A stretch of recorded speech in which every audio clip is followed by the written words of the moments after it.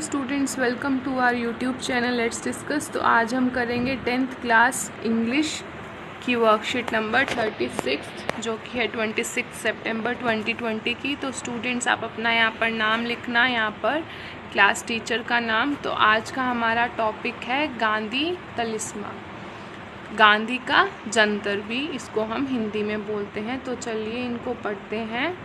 I will give you a talisman whenever you are in doubt or when the self becomes too much with you, apply the following test। तो गांधी इसमें क्या बोल रहे हैं कि मैं आपको जंत्र दूंगा whenever you are in doubt, जब भी आपको कोई क्या हो, डाउट हो तो आपको क्या करना है, ये जो फॉलोइंग जो नीचे दी गई चीज़ें हैं इनको हमेशा याद करना है। तो recall the face of the poorest and the weakest man whom you may have seen and ask yourself if the step you contemplate is going to be of any use to him।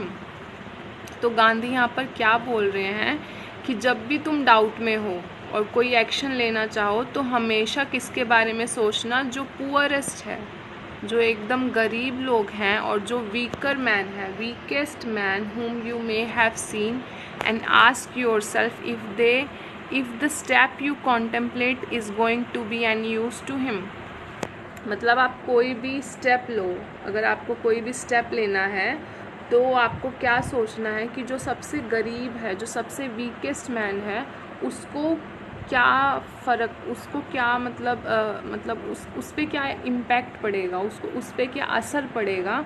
हमेशा आपको जब भी कोई action लेना हो तो, या कभी भी आप डाउट में हो, तो खुद से ये पूछना और सोचना कि जो आपकी किसी भी सबसे जो गरीब आदमी जिसको भी आप जानते हो उसके बारे में सोचना कि अगर मैं ये स्टेप लूँगा तो उस पर क्या असर पड़ेगा।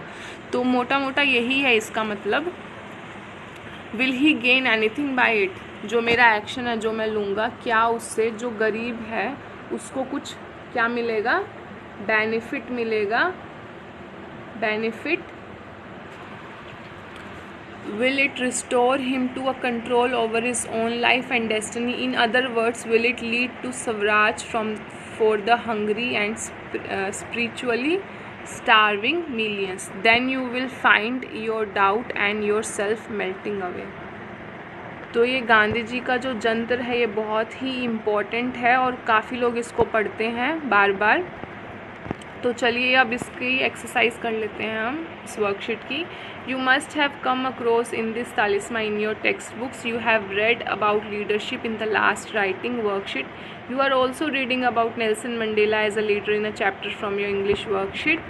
You witness poor, weak and hungry people near your locality. इसमें क्या बोल रही है वर्कशीट हमें कि आपने विटनेस किया, देखा, किसको, गरीब को, कमज़ोर, वीक कमज़ोर, हंग्री भूखे लोगों को, near your locality.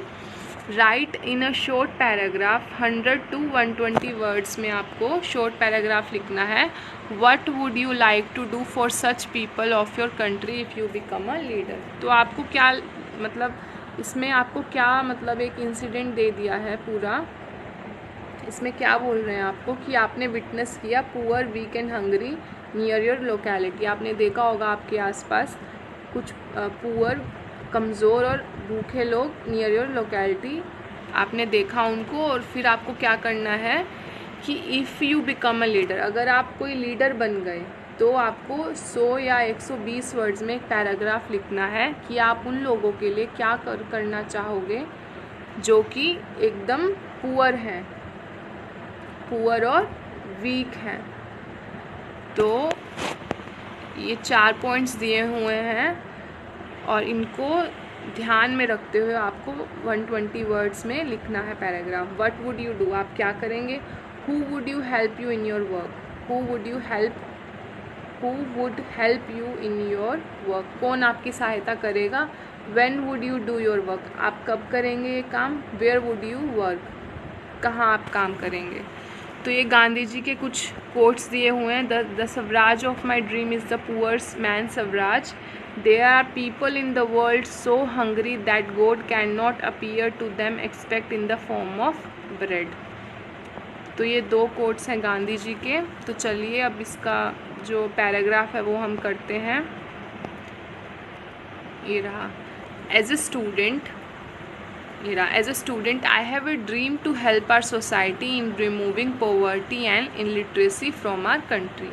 As a student आपका क्या ड्रीम है कि टू हेल्प आवर सोसाइटी, जो हमारा समाज है उसमें आप सहायता करना चाहते हो इन रिमूविंग पॉवर्टी, गरीबी हटाने में, और illiteracy from our country. I would like to open an organisation और work under an organisation after completing higher education.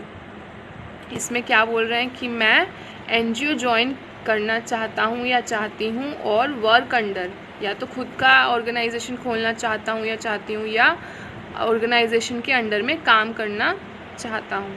I strongly believe that quality education is the foundation for improving people's lives and for sustainable development. As one child, one teacher, one book, one pen can change the world.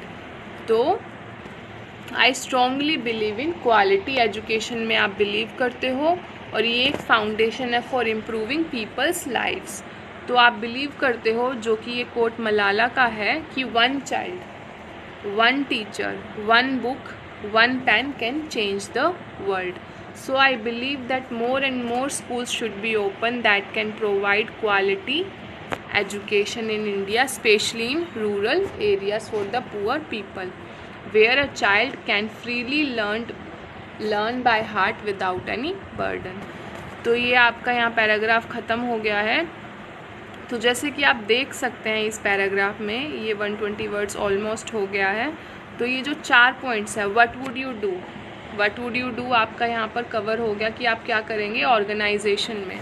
यहाँ पर लिखा है ना, organisation या खुद की खोलेंगे या उसके अंडर काम करेंगे। और इसमें लिखा है when would you do your work, आप कब करेंगे। तो इधर ये लिखा गया है कि आप करेंगे आफ्टर कंप्लीटिंग हायर एजुकेशन। फिर लिखा है किसके लिए करेंगे, वेयर वुड यू वर्क, और who would you help in your work. तो ये ऑर्गेनाइजेशन वगैरह जितनी भी हैं कि आप पुअर लोगों की सहायता करना चाहेंगे, और एजुकेशन ही आप एक बहुत इम्पोर्टेंट समझते हो कि इससे ही जो पॉवर्टी है वो दूर की जा सकती है, किससे, एजुकेशन से ही, क्वालिटी एजुकेशन से। तो स्टूडेंट्स मैंने ये लिखा है पैराग्राफ, आप इसमें चेंजेस भी कर सकते हैं। मतलब जो भी आप लिखना चाहें कि अगर आप एनजीओ ऑर्गेनाइजेशन या कुछ का ड्रीम होता है कि आईएएस बन के वो जो पुअर पीपल हैं उनकी मदद करना चाहते हैं, तो जो भी आपका, एज अ टीचर बनकर भी आप बहुत हेल्प कर सकते हो सोसाइटी की, एज अ सोशल वर्कर भी। तो आप, वो आपके ऊपर डिपेंड करता है, वो आपको सोचना पड़ेगा। पर आप कुछ लाइन्स इस पैराग्राफ में से देख सकते हैं। मुझे लगता है कि एजुकेशन के थ्रू ही तो मतलब हम चीज़ें हैं वो काफ़ी हद तक इम्प्रूव कर सकते हैं। तो इसमें यही है, आप ये लिख सकते हैं। और जो भी आपके पास और भी आइडियाज़ होंगे वो भी आप अपना दिमाग यूज़ करके कुछ भी लिख सकते हैं कि न्यू आइडियाज़ के थ्रू, या तो सोशल वर्कर हो गया, एनजीओ हो गया, ऑर्गेनाइजेशन हो गया, रिसर्च पेपर हो गया, ग्राउंड लेवल पे आप रिसर्च कर सकते हो अपनी एजुकेशन के बाद। और मतलब हेल्प करनी हो तो कैसे भी कर सकते हैं। तो जो भी आपके आइडियाज़ हो वो इसमें लिख देना। बाकी आप थोड़ा बहुत आइडियाज़ इस पैराग्राफ में से भी देख सकते हो, ठीक है।